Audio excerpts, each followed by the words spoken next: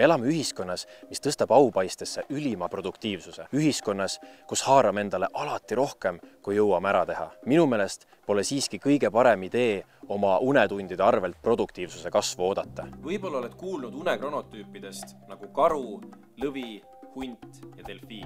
Täna teame tänu teadusele, et kui ükskõik milliste uneharjumustega inimene läheks nädalaks ajaks metsa telkima, kus puudub tehnoloogia ja tehislik sinine valgus, siis saaks kõikidest inimestest see nii-öelda varajane lind. Ma soovitan sul igal öösel veeta magades vähemalt 7,5–8 tundi. Uni koosneb 90–110 minutilistest tsüklitest ja need tsüklid omakorda 4 faasist.